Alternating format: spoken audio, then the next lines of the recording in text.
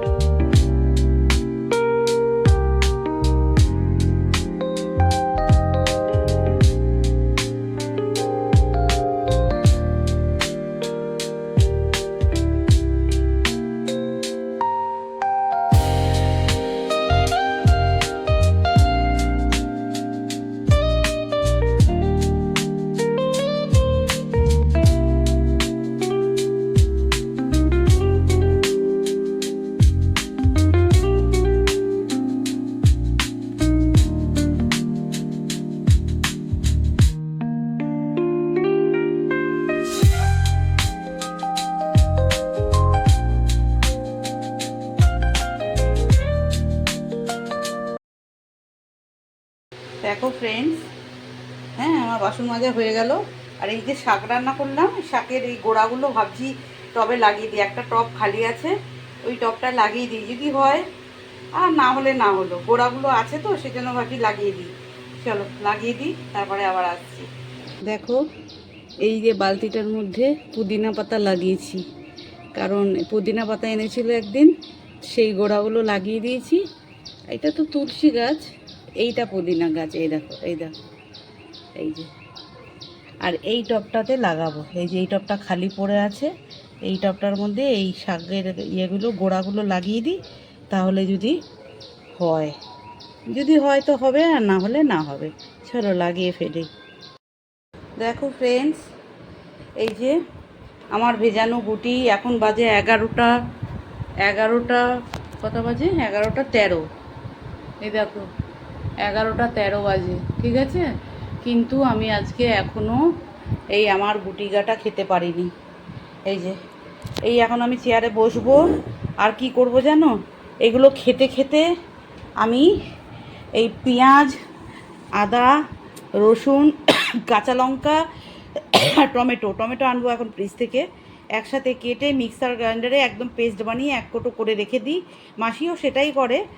তো মশলা শেষ হয়ে গেছে দেখলাম, তো বা কোটো ধুয়ে রাখলাম, ধুয়ে রাখার পর এইটা কেটে রাখবো, আর আমি এইগুলো খাবো এখন। দেখো কাশি হয়ে গেল, চলো খেয়ে নি, ঠিক আছে ফ্রেন্ডস। এইটা খাবো এখন, আবার দেখো কত কাজ। এইগুলো এটা খাবো, সবার প্রথম ওই মশলাটা কাটবো তোমাদের বললাম। আর যেটা করব, দাঁড়াও এক ঢোক দিয়ে নিই।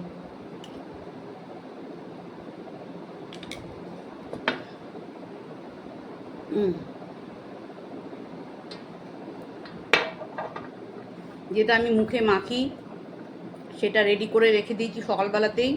এই জন্য ঘুরে যে একটু দুধটা একটু বেশি পড়ে গেছে, এখানে আর একটু পাউডার মেশাবো, মিশিয়ে পেস্টটাকে একটু দেখাতে পারছি না, পেস্টটাকে একটু গাঢ় করব। আর করব কালকে আমার কাস্টমার হেনা করেছে, বললাম তোমাদের, এতটা হেনা রয়ে গেছে, অনেকটা হেনা রয়ে গেছে। দেখো একটু বেশি করেই ভিজিয়েছি আমি, যাতে আমারও হয়ে যায়, কারণ আমারও মাথায় লাগানো হয় না। ওই কাস্টমারটা প্রত্যেক মাসে এসে লাগায়, যখন উনি লাগায় তখন আমি নিজের জন্য একটু ভিজিয়ে নিই, যে আমারও লাগানো হয়ে যাবে। এখন আমার এইগুলো খাওয়া কাজ, মশলা কাটা, এইগুলো লাগানো মুখে, তারপরে অন্যান্য কাজ করতে করতে আমার এই দিকের কাজগুলো কমপ্লিট হয়ে যাবে। তাহলে কোনো মানে সময়টা নষ্ট হবে না, এইগুলো এটা খেতে খেতে মশলাটা কাটবো, আর ওইটা লাগিয়ে অন্যান্য কাজ করব, তাহলে আমার ওইটার টাইমটা হয়ে যাবে, কাজটাও কমপ্লিট হয়ে যাবে। তারপরে যাবো স্নান করতে।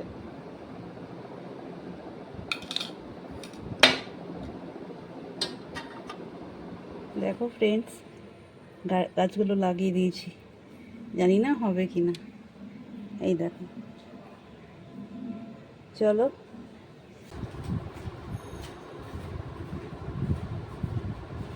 দেখো ফ্রেন্ডস, এটা লাগানো হয়ে গেছে, এটা লাগানো হয়ে গেছে।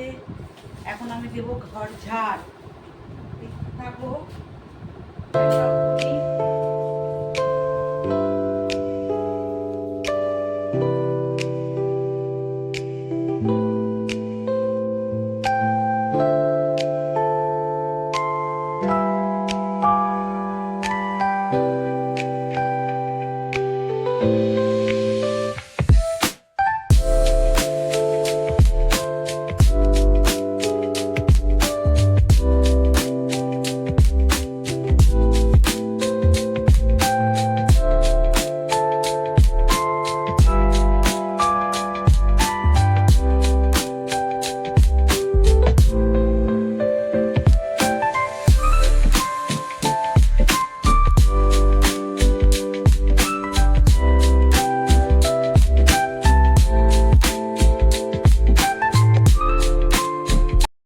দেখো ফ্রেন্ডস, স্নান করা হয়ে গেল আমার, স্নান করে বেরিয়ে এসে বুম্বাকে খেতে দিলাম, কারণ 1টা বেজে গেছে, 1টা 9 বাজে। বুম্বার খাবার টাইম হচ্ছে 1টার সময়।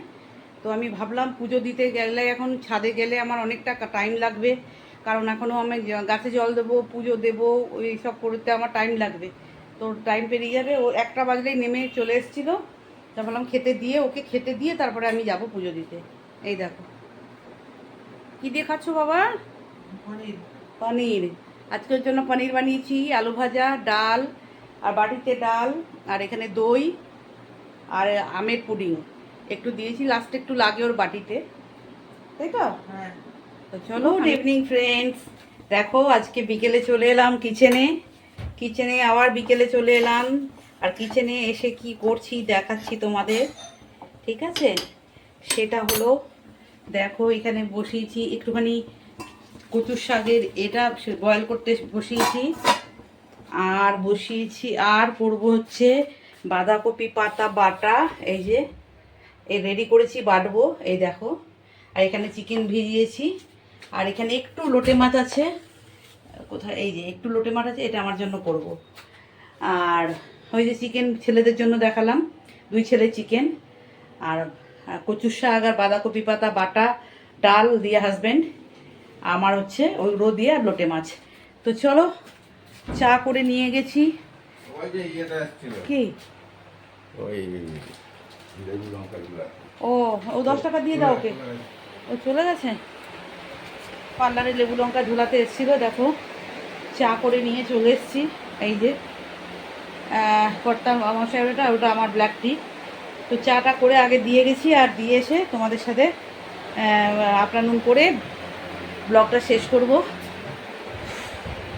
আর এগুলো রেডি করে রাখলাম, বাট রান্না এখন করব না, রান্না 7টার সময় করব। জিনিসগুলো সব রেডি করে রাখলাম, তাহলে 7টার সময় পটাপট রান্নাটা হয়ে যাবে। সব গুছিয়ে বাগিয়ে রেডি করে রাখলাম, পরে রান্না করব। তো চলো, টাটা, বাই বাই, সবাই ভালো থেকো, আর ব্লগটা ভালো লাগলে কমেন্ট করো। চলো টাটা।